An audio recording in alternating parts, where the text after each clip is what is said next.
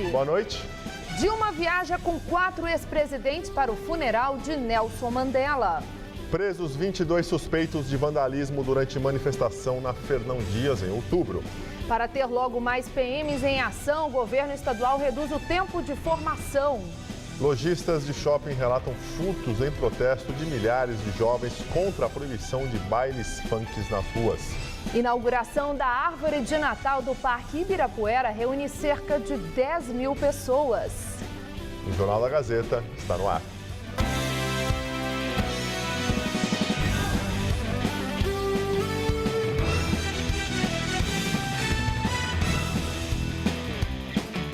Pesquisa mostra que o modelo de ensino policial no Brasil não é o ideal. Em São Paulo, o comandante da Academia do Barro Branco, escola que forma oficiais, diz que a grade curricular na capital sempre é atualizada, mas a formação de policiais ainda é alvo de críticas. A simulação é uma das últimas atividades do curso da Academia de Polícia Militar do Barro Branco, em São Paulo. Esta turma se forma no próximo fim de semana. O vestibular para alunos oficiais da Academia Militar do Barro Branco é um dos mais concorridos do Brasil. É muita gente que sonha com uma vida de ação e aventura. Tem mais alguém no carro? Ajoelha! Érica sempre quis ser oficial da PM. Ela passou em um dos vestibulares mais concorridos do Brasil. Foram 12.600 inscritos para apenas 220 vagas. No início, a minha família foi bem resistente, porque sabe dos riscos que é, né, a profissão policial militar. Conforme os anos de academia e eles foram vendo as atividades que a gente foi desempenhando, né, o leque de opções que a polícia oferece também. Então isso foi se amenizando e hoje é um orgulho. Ela faz parte da nova turma que teve a duração do curso reduzida. Os alunos oficiais tiveram eliminadas disciplinas como administração e gestão de armamentos, além de outras complementares, como a língua inglesa e o espanhol. Porque nós fizemos esses 2 últimos anos em um só. Terá alguns horários para que a gente pudesse concluir com êxito toda a carga horária que é prevista. Deu tudo certo? Tudo certo, ansioso. Dia 15 de dezembro agora a nossa formatura. Mas a formação policial no Brasil é alvo de críticas. Um estudo encomendado pela ONG Fórum Brasileiro de Segurança Pública analisou 55 escolas de polícia, sendo 17 academias de oficiais. O relatório final da consultoria mostra que a formação de policiais em todo o país é menor do que o ideal e focada em áreas que não são comuns à realidade das ruas. A gente tem que ter a noção de que nós temos 27 polícias militares e cada estado tem o seu currículo, o seu modo de formar oficiais. São Paulo, ele tinha o currículo de 4 anos e agora fazendo uma otimização, porque tínhamos inserido as disciplinas de idiomas, retirando a disciplina de idioma, nós temos um currículo de 3 anos para a formação do oficial, mais 1 ano de estágio. Os pilares que embasam o nosso currículo, eles são calcados nas atividades de polícia comunitária, na parte dos direitos humanos e na gestão pela excelência. Em São Paulo, os alunos oficiais recebem para estudar assim que ingressam na academia. No primeiro ano, o salário gira em torno de R$ 2.500. Eles aprendem teorias que abrangem o direito, ciência política, liderança e teoria do Estado. São abordados ainda os temas da atualidade, como o caso dos protestos contra o reajuste das passagens de ônibus em São Paulo em junho, quando a polícia entrou em confronto com os manifestantes. O do elastômero ele é feito de maneira pontual, contra ameaças ativas. Eu tenho arremesso de coquetel Molotov, pedras, garrafas, rojões, nesses casos de maneira pontual, sempre na região das pernas. Foram detidos hoje 17 homens e 5 menores de idade suspeitos de participarem de um protesto na rodovia Fernão Dias em 28 de outubro deste ano. O protesto, que fechou a estrada, foi motivado pela morte de um adolescente assassinado pela polícia no Jaçanã, na zona norte da capital paulista. A manifestação acabou em vandalismo, furtos e roubos. Hoje a polícia voltou a Vila Medeiros, às 6 horas da manhã, com 18 mandados de busca e apreensão. Prendeu 17 homens, 11 deles com passagem pela polícia e ainda apreendeu 5 menores de idade. Com eles, os policiais encontraram mercadoria roubada, ainda com etiqueta, drogas entre maconha e cocaína, armas e um caderno com a contabilidade das vendas desses produtos. Nós aprendemos celulares, aprendemos roupas, tênis. Dá para dizer que essa subtração aconteceu justamente naqueles dias de protesto e que teve toda aquela confusão? Não? Sim, com certeza. Nós temos as imagens, né? Inclusive cedidas pelas emissoras, e dá realmente essa convicção a nós. Todos, segundo a investigação da Polícia Civil, eram vizinhos do estudante Douglas Rodrigues, de 17 anos, que morreu baleado por um policial militar quando passava com o irmão em frente a um bar, no bairro da Zona Norte de São Paulo, no dia 27 de outubro deste ano. O soldado Luciano Pinheiro Bispo alegou que o tiro foi acidental e o caso foi enviado para a Justiça Militar. Por causa da morte do jovem, houve reação na vizinhança nos dias seguintes. Mas o protesto saiu do controle e a violência tomou conta, com saques em lojas e a interrupção da rodovia Fernão Dias, onde vários ônibus e caminhões acabaram incendiados. A Polícia Civil investigou o caso por um mês a partir de imagens veiculadas pelas emissoras de TV e identificou ao menos 18 pessoas que seriam as responsáveis pelos atos violentos no dia 28 de outubro deste ano. Os policiais ainda procuram outros 5 suspeitos de envolvimento nos protestos, mas em relação aos que já foram detidos, pediu a prisão temporária, ou seja, de 5 dias, para identificar a responsabilidade individual de cada um deles. Alguns praticaram incêndio, outros roubo, outros furto, não é isso? E nós vamos representar com relação ao inquérito de organização criminosa, que vai ser o inquérito mãe, que vai ser a base para todos os outros inquéritos. Hoje pela manhã, um grupo de sem-teto fez um protesto na região do Grajaú, na zona sul de São Paulo. O protesto por moradia, que começou de madrugada, chegou a bloquear uma garagem de ônibus da região. Por causa do ato realizado por um grupo de sem-teto, os coletivos da aviação Cidade Dutra não saíram, prejudicando os passageiros. A ASP Trans acionou o sistema Paese com 220 ônibus para atender 16 linhas da aviação. E no Brasil, quase 10 milhões de pessoas têm alguma deficiência auditiva, causada muitas vezes pelo excesso de barulho ou música alta nos fones de ouvido. E para alertar sobre estes perigos, especialistas contam com a ajuda de uma boneca que mede o volume dos aparelhos eletrônicos. Dezenas de pessoas ao redor, centenas de carros, ônibus, motos e seus sons ensurdecedores. Um medidor de decibéis revelou. No momento em que uma ambulância passa, o equipamento mostra até 95 decibéis. Ruído que, se exposto durante 4 horas, pode trazer danos irreversíveis ao ouvido. Numa cidade tão barulhenta como São Paulo, ouvir música ou falar no celular com fone de ouvido pode servir para cobrir esses ruídos. Mas sem que você perceba, pode prejudicar ainda mais a sua audição. Pessoas que circulavam com fones de ouvido foram convidadas a entrar em uma tenda da Sociedade Brasileira de Fonoaudiologia, montada no vão livre do MASP. Nela, o som emitido pelo celular ou tocador de MP3 foi medido pelo equipamento instalado na boneca robô Duda. A gente coloca no ouvido da Duda, que tem um decibelímetro acoplado, e a gente liga e mede. Então aqui vai aparecer a intensidade que está sendo ouvido. As músicas ouvidas por Maiara estavam acima do ideal, que é de no máximo 85 decibéis. Deu 100 decibéis a sua audição aí? É. O que você acha disso? Ah, não é bom, né? Mas é costume. Vai mudar? Não sei. De acordo com a Sociedade Brasileira de Fonoaudiologia, acima de 85 decibéis começa o risco para a audição, que piora de acordo com o aumento do barulho. A partir de 95 decibéis, com a audição exposta durante 4 horas com uma ambulância ou motocicleta. Com 100 decibéis, o caso de uma serra elétrica, por exemplo, acima de 2 horas por dia. Com 105 decibéis, por apenas 1 hora, como um helicóptero. 120 decibéis num show de rock, por exemplo, com apenas 7 minutos e meio. Já há riscos de perda de audição irreversível. Júlia ouve músicas em níveis altos. Muito alto. 100 decibéis. Eu tô ficando surda aos poucos, né? Não sabia disso. Pra mim era baixo, né? Mas agora eu tô sabendo e vou parar de usar. A perda auditiva por ruído é uma perda que não tem volta e as pessoas estão cada vez mais expostas a ruídos, tanto externos como os tocadores de MP3 e tal, que são som e usam uma intensidade muito alta. Então a gente tem a intenção de prevenir, orientar e mostrar que elas podem perder a audição gradativamente com esse abuso auditivo. Quem estava dentro do recomendado saiu satisfeito. Parabéns. Tá ótimo. Tá num volume ideal que você pode usar. Tava um pouco preocupada, porque eu acho que é muito ruído, né, na cidade. A gente já tem ruído de ônibus, né, de motor de carro, então, e a gente ainda coloca, às vezes, isso daqui para tentar apaziguar um pouco, mas às vezes é mais ruído ainda, né? Mas assim já fico mais tranquila.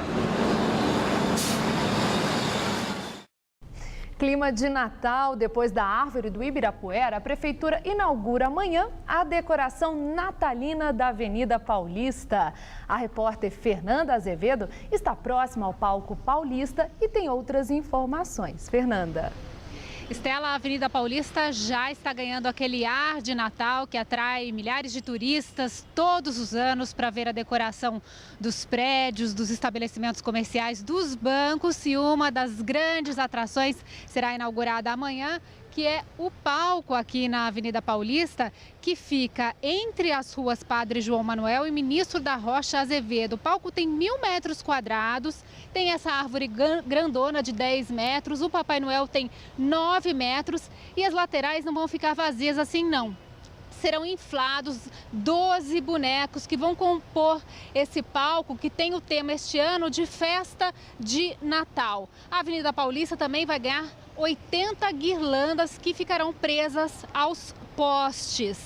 A inauguração acontece amanhã às 9 horas da noite com um show de luzes e de música. E a partir de quarta-feira, a partir das 8 horas da noite, de 15 em 15 minutos, haverá então um show de luzes e de músicas aqui na Avenida Paulista. Estela? Muito obrigada, Fernanda, pelas suas informações. E a inauguração da árvore de Natal do Parque do Ibirapuera reuniu cerca de 10 mil pessoas, segundo a organização do evento. A partir de agora, ela ficará iluminada até o dia 6 de janeiro, entre 7 da noite e 3 da manhã. A CT sinalizou o caminho, interditou ruas. O trânsito ficou complicado na região. E lá estava ela, imponente. Com o dia ainda claro, a árvore do Ibirapuera recebeu milhares de pessoas para ver de perto os 58 metros de altura e 28 de diâmetro, equivalentes a um prédio de 20 andares. Mas pelas crianças mesmo, né? Para ver eles eles ficam mais surpresos do que nós, né? Neste ano, a árvore recebeu 200 enfeites em diversos tamanhos. A estrutura foi revestida com 40 metros de festão verde, que lembra as folhas de pinheiro. A árvore de Natal, para mim, todas elas são lindas. Todo ano a senhora está aqui? Todo ano estou aqui vendo. A árvore pesa 30 toneladas e foi construída por 200 trabalhadores. Mas não foi só a grandiosidade que chamou a atenção. Pouco depois das 8h15 da noite, uma bateria de fogos coloriu e iluminou o céu.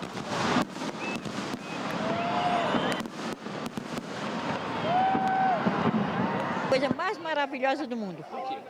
Porque é lindo mesmo. Né? Em seguida foi a vez da iluminação da árvore ser acesa. Este ano foram colocados 300 refletores de LED e variações de cores.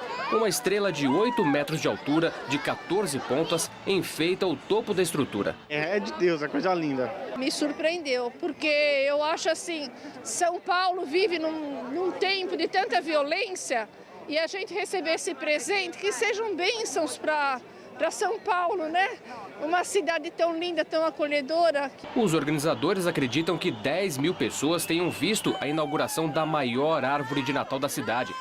A Avenida Pedro Álvares Cabral teve circulação apenas de pedestres. Os visitantes também viram mais uma apresentação da já tradicional fonte multimídia do Parque do Ibirapuera, que movimenta 60 mil litros de água por minuto. Nos 110 metros de comprimento da projeção sobre a água, o Papai Noel desejou um Feliz Natal.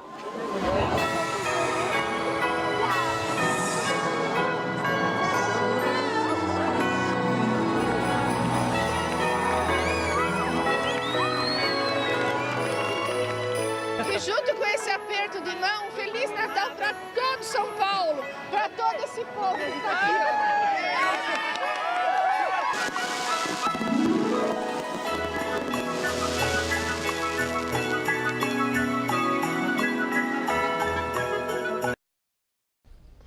A semana começou com sol forte e muito calor aqui na capital paulista, mas a partir de amanhã uma nova frente fria se aproxima.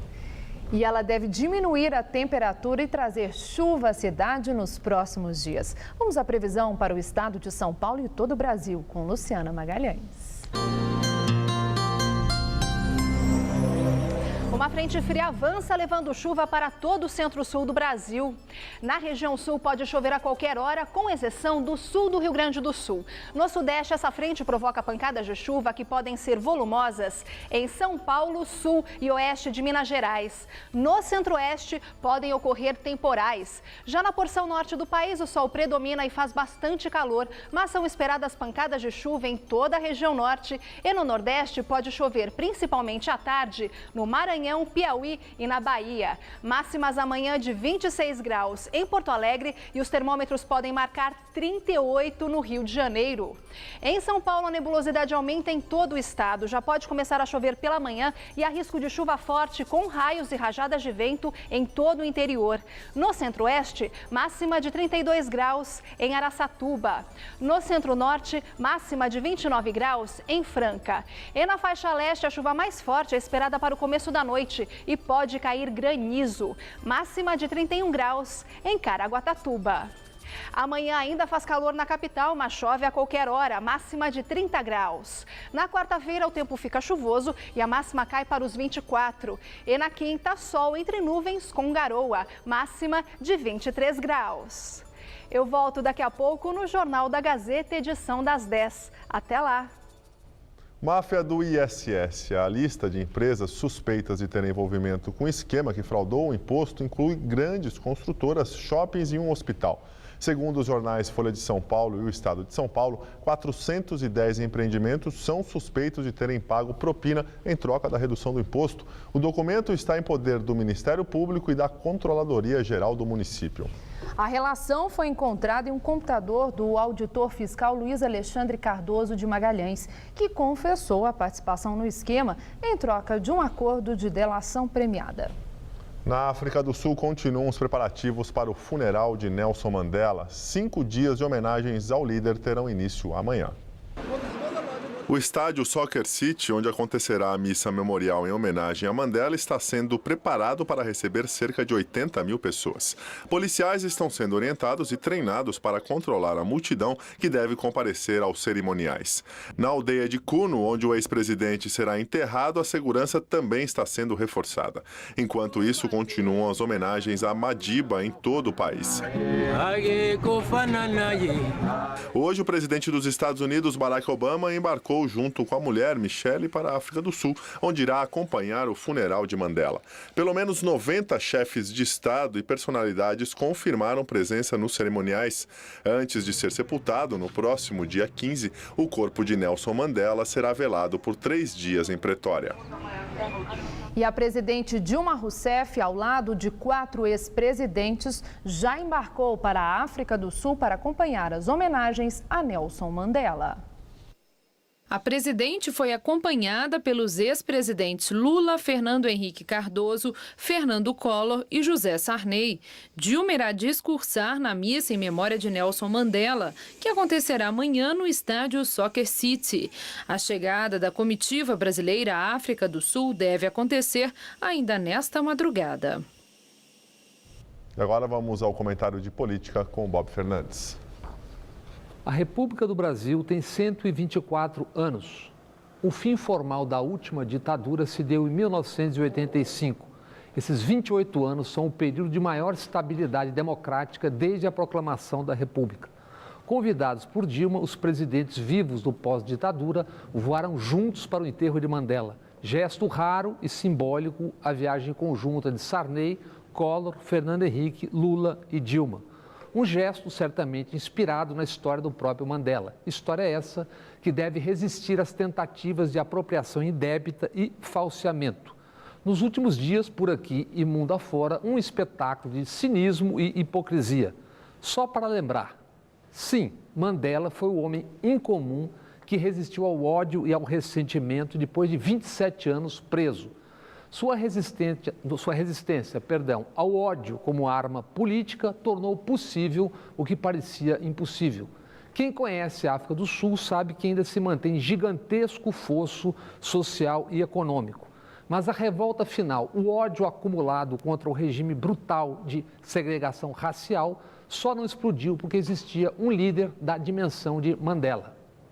Sim, Mandela foi um pacifista nos primórdios da sua luta. Sim, a recusa posterior ao ódio racial e político foi o grande gesto, o gesto que fermentou a transição até aqui.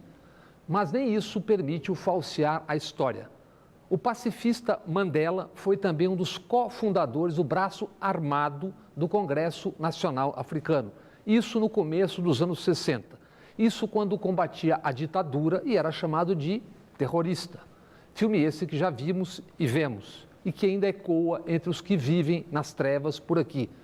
Por isso é raro, importante, simbólico o voo conjunto de presidentes do Brasil pós-ditadura. Existirão sempre as diferenças político-partidárias e é saudável a explicitação das diferenças num país com tantas diferenças. País que é a 7ª economia do mundo e que, ao mesmo tempo, tem um dos piores índices de distribuição de renda do mundo. O Brasil, que gosta de se ver apenas como alegre e cordial, é também o país dos 50 mil assassinatos por ano, do 1 milhão de homicídios em 3 décadas, dos mais de 40 mil mortos no trânsito a cada ano. Quando se falar em Mandela, no ódio na distante África, é bom perceber recortes do nosso cotidiano. Ao tratar da segregação racial, do ódio político na longínqua África, é útil não esquecer e não falsear. O Brasil teve escravidão por 380 anos, 4/5 da nossa história. O Brasil vive na sociedade, nas arquibancadas, na política, um ódio que cresce. Ódio expresso nos fatos e números da violência, das violências. Por isso, a importância significante desse voo simbólico para o enterro de Nelson Mandela. Boa noite. E o livro Assassinato de Reputações, um crime de Estado que deve chegar às livrarias nos próximos dias, já movimenta Brasília. A obra de autoria do ex-secretário nacional de Justiça, Tuma Júnior, traz diversas acusações contra o PT e ao governo Lula. No livro, Tuma Júnior diz que recebeu ordem do Palácio do Planalto para produzir dossiês contra adversários do governo no período em que trabalhou no Ministério da Justiça. Entre os adversários estariam o atual governador de Goiás, Marconi Perillo, e o ex-senador Tasso Gereissati, pelo Ceará, ambos do PSDB. Tuma Júnior relata ainda ter ouvido de Gilberto Carvalho, secretário-geral da Presidência da República e chefe de gabinete durante todo o mandato de Lula, a confissão de que recursos arrecadados em Santo André na gestão de Celso Daniel alimentavam campanhas do partido. Celso Daniel foi assassinado em 2002. Até hoje, sua morte nunca foi oficialmente esclarecida. Há suspeitas de que sua morte está ligada à Caixa 2 em campanhas petistas. Na obra, Tuma Júnior diz ainda que o ex-presidente Lula foi informante de seu pai, o ex-senador Romeu Tuma, na época em que Tuma era delegado do DOPS, Polícia Política Estadual na ditadura militar. Romeu Tuma morreu em 2010.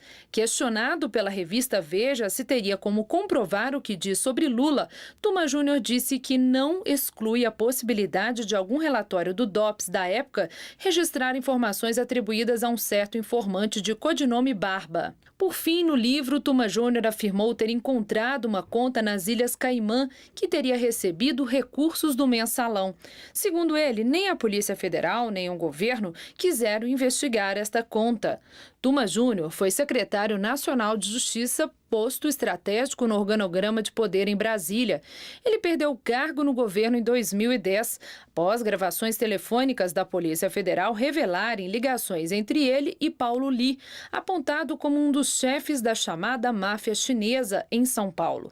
Paulo Lee foi preso e acusado de liderar uma quadrilha especializada em contrabando. Oi, é o meu. Não, vem. Você vai vir para São Paulo ou não? Não, esse fim de semana não. Eu só vou no outro. Eu tenho muito de resposta para aqueles negócios. Se você quiser, que eu só vou para Ribeirão, eu vou dar uma palestra à noite lá. Não, já tenho uns negócios para te falar. Mesmo que você tenha que dormir lá, você dorme comigo no quarto, não tem problema. Aí você não vai para cidade.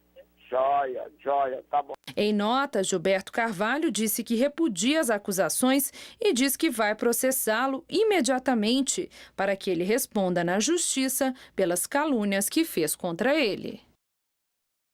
E vamos agora à entrevista do dia com Maria Lídia Flandoli. Congresso do PPS desse fim de semana decidiu, através de votação, apoiar a candidatura Eduardo Campos nas eleições 2014.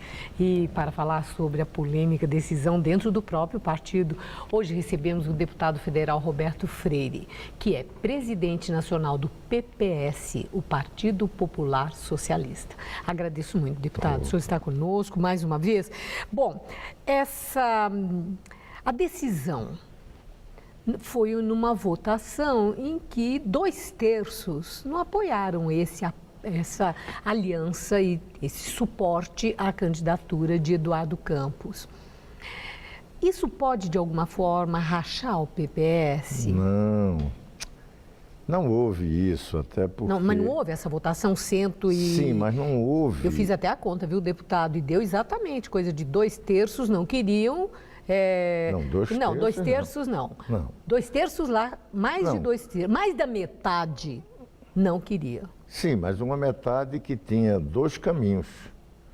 No final se juntaram, mas era uma opção pela candidatura Aécio Neves, o apoio, o outro pela candidatura própria, e eram minorias.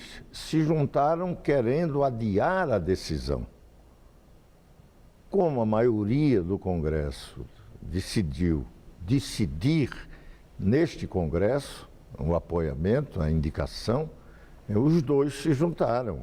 Mas é normal na reunião do partido você ter debate, e são intensos debates, e foi intenso o movimento, a discussão. Eu lembro aqui que o partido fez uma ruptura com o governo Lula. Não era fácil, e nós fizemos, e foi uma decisão dura, também apertada. Assim, polêmica. Bom, agora, é definitiva essa decisão de apoiar Eduardo Campos? Não é bem apoio, até porque não se pode apoiar um candidato que nem no seu partido ainda foi definido. Não tem candidato nem no PSB, nem no PSDB. Sim, não é formalizado pela legislação eleitoral, mas claro, o partido decidiu apoiar. Indicou o apoiamento. Mas agora, pode mudar isso? Quando o senhor falou que não é definitivo? Não, eu acredito que sim, você vai construir. O que você não acredita pode... que sim o quê? Desculpa, deputado. Acredito que sim, que é definitivo. Ah, bom, o senhor acha porque quem vai decidir efetivamente é no final. Então, é como eu estou dizendo, não há definição ainda nem dos partidos com os seus candidatos. Não é o PPS que vai dizer que vai apoiar um candidato se o partido ainda nem decidiu que ele será candidato, o outro partido. Mas é evidente que, nesse momento, foi decidido por ampla maioria que o partido deve apoiar Eduardo e deve construir esse apoio. Como fazer isso é o processo que vamos iniciar agora. Agora, deputado Roberto Freire, o PPS e o PSDB são aliados históricos. Não. Vamos colocar assim, vocês têm estado juntos. Não. Têm estado juntos, inclusive sempre num suporte à Serra. O fator Serra pesou na decisão de ontem? Ele não ter ainda definido o destino político dele? Não, olha, isso é um grave equívoco. Eu acho que já votei mais até em Lula do que no PSDB. Ah, mas isso antes do rompimento. Depois do rompimento foi com um casamento com o PSDB. Sim, mas então não pode falar de histórico. Né? Então bom, pode ser, é exagero, claro, concordo com o senhor. Então não é histórico, mas nas últimas eleições tem estado. Quando rompemos com Lula, no governo Lula em 2004, denunciando o aparelhamento do Estado, criticando a política econômica, não falávamos ainda do mensalão, porque não tinha aflorado o maior escândalo de corrupção da história da República. Quando fizemos aquilo, nos aliamos na oposição aos partidos de oposição. E apoiamos, em 2006, Geraldo Alckmin, em 2010, Serra. Mas nós não somos aliados incondicionais. Por quê?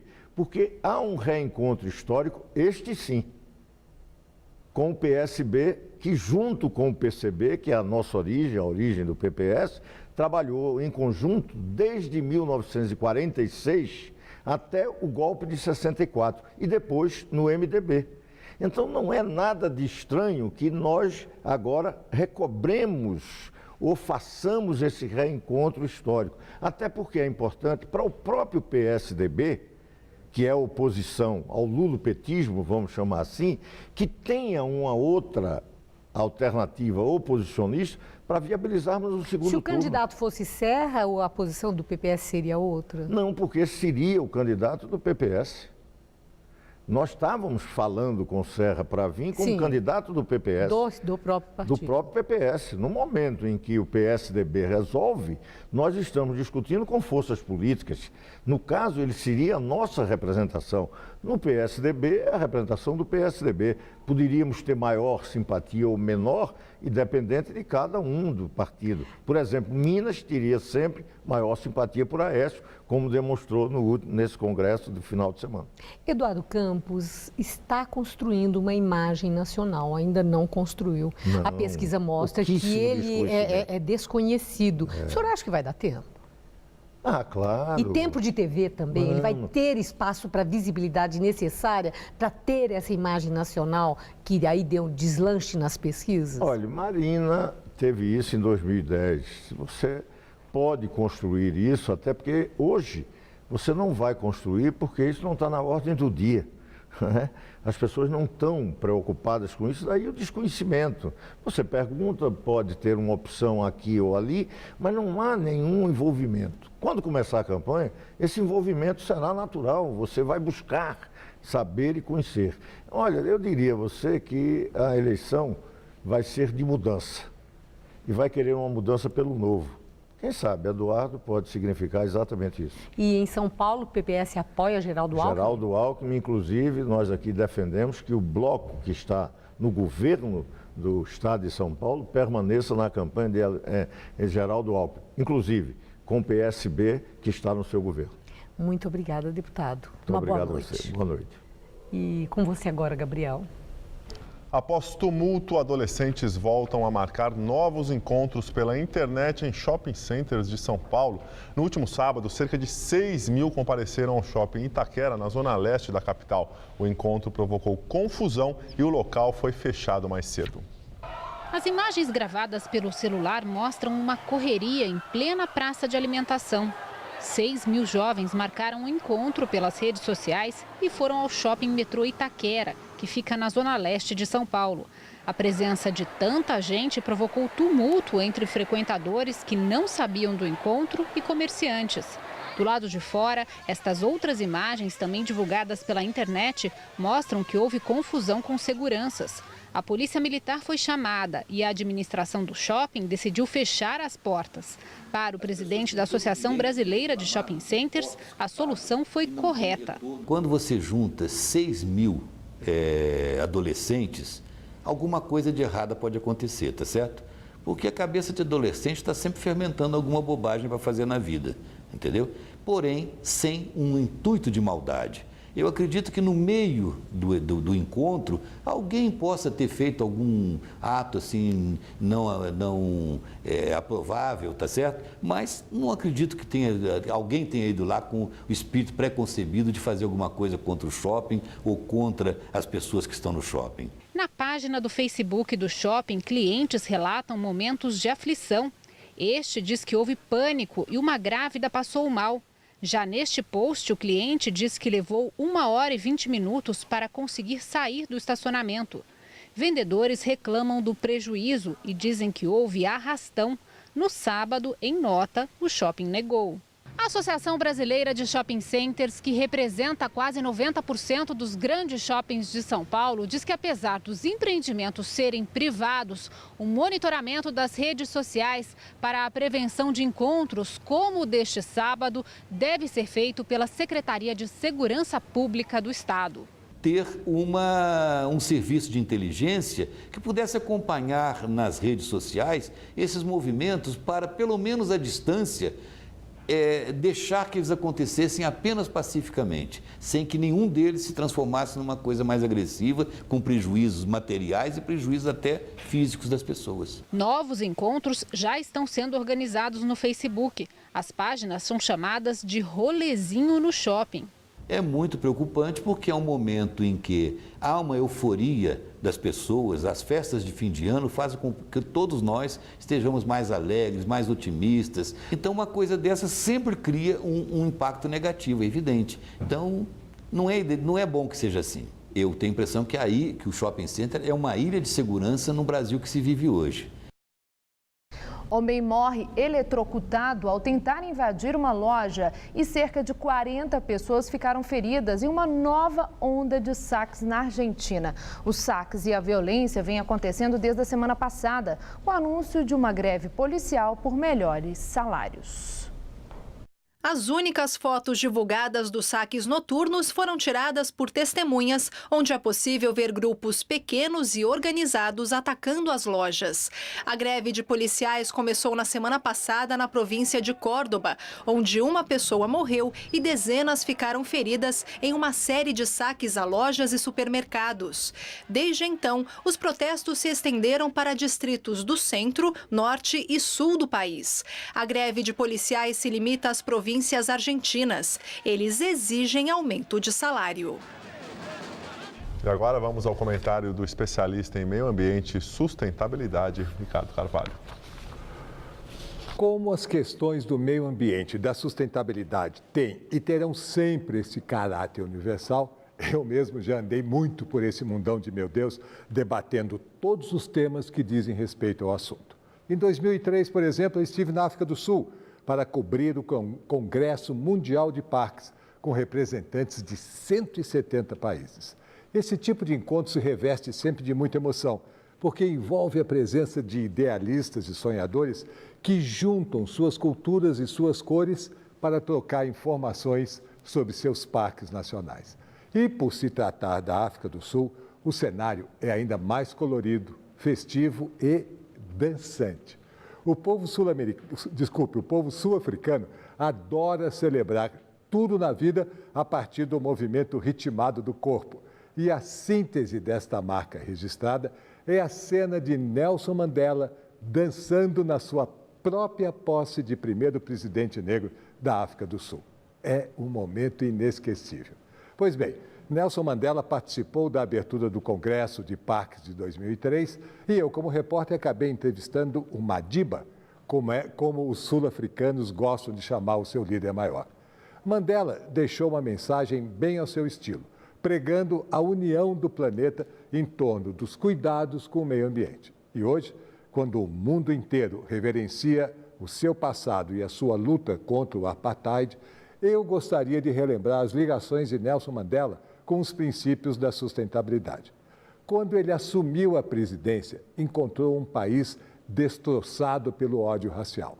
Aos poucos, ele foi desmontando este sentimento e buscando a mudança possível de comportamento e pensamento.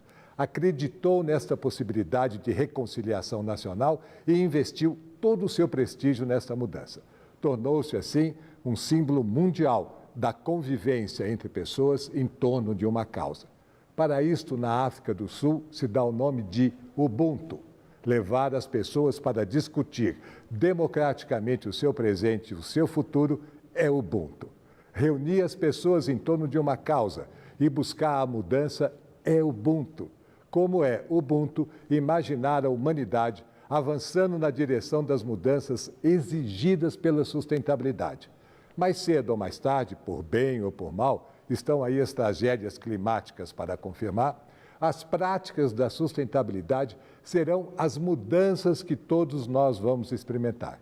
Daí o pensamento do comentário de hoje está todo voltado para Nelson Mandela e sua infinita capacidade de reunir e mudar. Muito ainda está para ser feito na África do Sul, com certeza, mas sem Mandela não haveria nem este começo. Se você quiser falar um pouco mais sobre o tema, mande um e-mail para sustentabilidade@tvgazeta.com.br que eu vou ter o prazer de responder. Boa noite. A seguir, presidente Dilma Rousseff condena violência no jogo de ontem entre Atlético Paranaense e Vasco. E tensão na Tailândia. Governo dissolve parlamento e convoca novas eleições.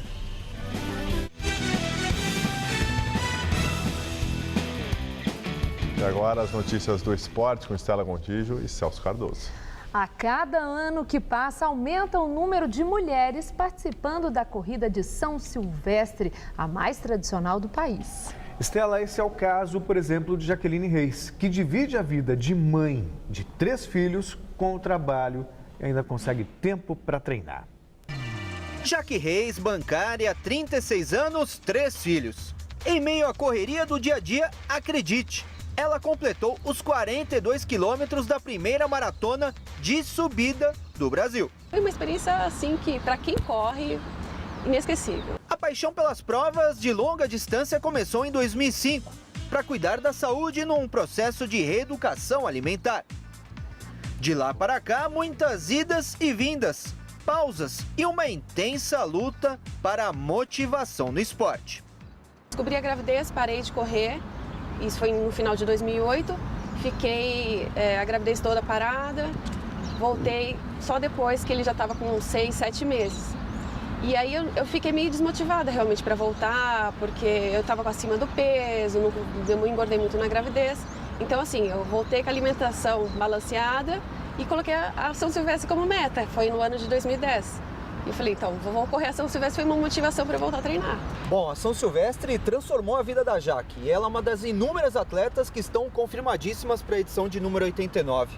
Essa prova é realmente diferenciada, Jaque? Ah, sem dúvida, né? É a prova para fechar o ano, para quem gosta de correr e para quem não gosta, para quem quer festejar, é a prova que é para fechar o ano com chave de ouro.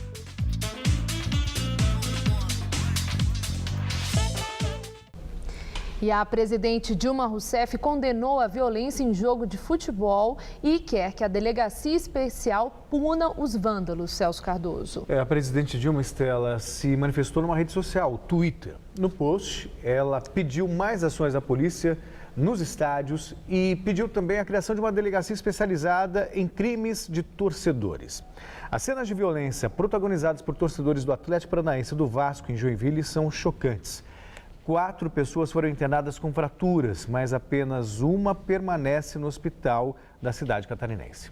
O que motiva pessoas como estas a saírem de casa para transformarem um estádio de futebol numa praça de guerra? As cenas de ontem na Arena Joinville são assustadoras e ao mesmo tempo deprimentes. Há quase 7 meses da Copa do Mundo, novamente o Brasil estampa os noticiários com imagens como estas.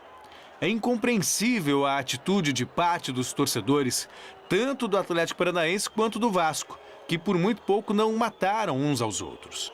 Soma-se a isso o fato de que não havia nenhum policial. Exatamente, nenhum policial dentro do estádio. Só depois da pancadaria ter tomado conta da arquibancada que a força policial chegou para dispersar os marginais. 3 integrantes da torcida vascaína foram detidos e indiciados por tentativa de homicídio.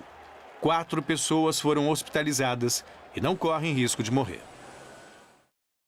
Imagens chocantes aí que mostram que a punição precisa acontecer, porque a gente viu nas imagens, dá para ver nitidamente as pessoas que cometeram as violências, as torcidas organizadas, o nome dessas torcidas, né, Celso? Isso precisa acontecer. Falta uma ação um pouco mais intensa, parar de blá blá blá, de discurso. Nós tivemos uma nota do ministro dos Esportes, um post da presidente Dilma, e me parece muito mais em resposta a repercussão internacional, porque o Brasil vai sediar uma Copa do Mundo, do que uma vontade de realmente resolver o problema. Há quanto tempo nós não falamos sobre violência no futebol aqui nesse jornal?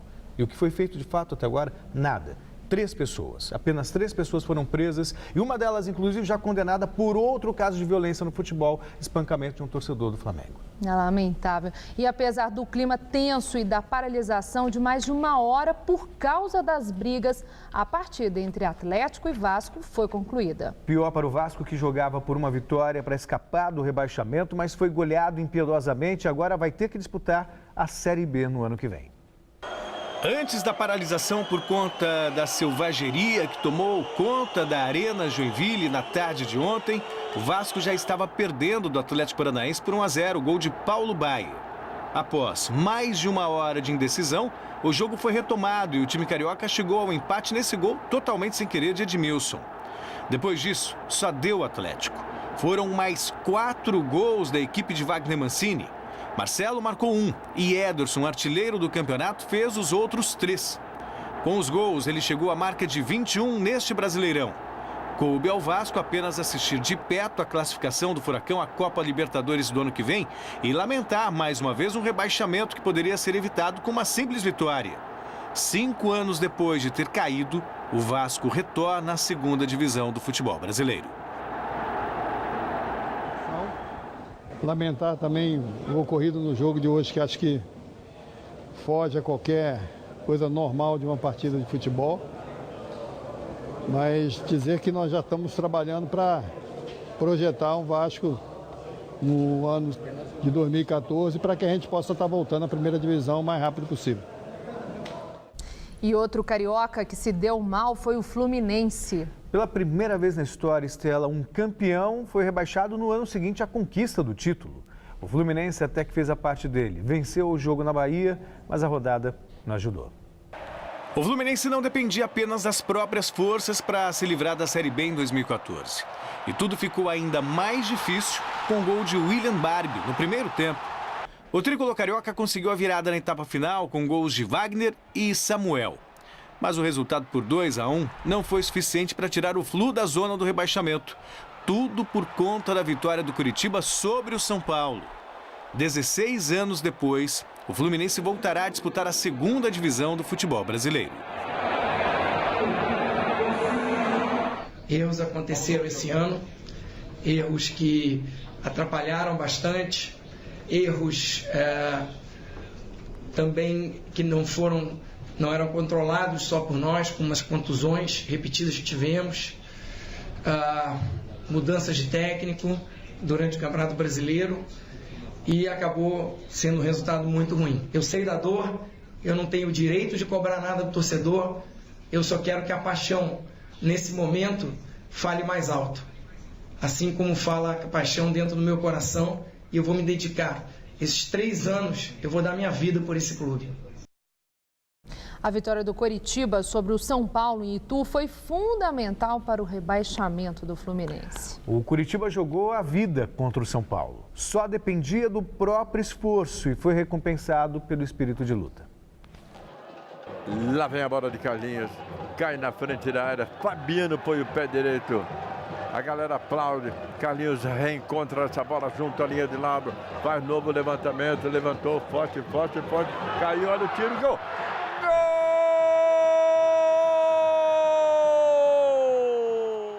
Lucas, claro, camisa 21, faz lá Coritiba 1, São Paulo 0. E na manhã de hoje, o Atlético Mineiro embarcou para o Marrocos, no noroeste da África, onde será disputado o Mundial Interclubes de 2013. Na despedida de Belo Horizonte, a torcida alvinegra compareceu em peso para dar a força aos campeões da América. A torcida do Atlético Mineiro madrugou hoje na cidade do Galo. Tudo isso para acompanhar o time até o aeroporto, onde a delegação do Alvinegro de Minas embarcou para Marrocos, para a disputa do Mundial de Clubes da FIFA. A gente tem certeza que o Galão da Mata vai trazer o original para nós. Nem mesmo a chuva que castigou o Belo Horizonte afastou os torcedores. Pelo Galo vale qualquer coisa, né? Principalmente agora que a gente está indo para Marrocos, vale qualquer coisa. O trajeto do ônibus com o time do Galo foi acompanhado por torcedores e na chegada ao aeroporto, nem os atletas e nem a comissão técnica falaram com a imprensa. Uma imagem de Nossa Senhora Aparecida foi entregue ao religioso técnico Cuca. E se depender da animação da massa atleticana, o título do Mundial vai mesmo ficar em Minas Gerais.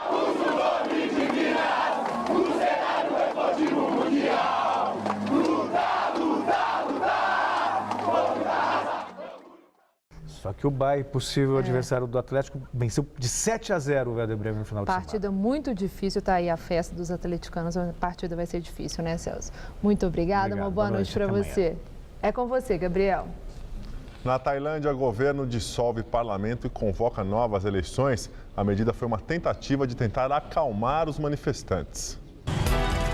Novas eleições devem ser realizadas nos próximos 60 dias. Apesar da medida, a oposição declarou que irá continuar com os protestos até que a premier Yingluck Shinawatra deixe o poder. Foi convocado para hoje o maior protesto desde o início da crise no país. Manifestantes cercaram a sede do governo tailandês exigindo a renúncia de Shinawatra. Na Ucrânia, continuam os protestos contra o governo. O presidente do país, Viktor Yanukovych, declarou estar disposto a dialogar com a oposição. Apesar da neve e das temperaturas negativas, manifestantes continuam acampados na principal praça de Kiev. Ontem, uma estátua do líder comunista Lenin foi destruída a marretadas pelos opositores, que defendem a aproximação da Ucrânia com a União Europeia e o fim da influência russa no país. Na Venezuela, chavismo ganha a maioria das prefeituras do país em eleições municipais. O partido do presidente Nicolás Maduro teve 44% do total de votos contra 40% da oposição. Porém, a oposição, liderada por Henrique Capriles, manteve as prefeituras das duas maiores cidades do país, a capital Caracas e Maracaibo. 19 milhões de eleitores participaram do pleito. E o Jornal da Gazeta fica por aqui. A entrevista do dia e nossas reportagens podem ser vistas no site jornaldagazeta.tvgazeta.com.br. Mais notícias no Jornal da Gazeta, edição das 10. Uma boa noite e até amanhã. Nós voltaremos amanhã, às 19 horas. Uma excelente noite para você e até lá.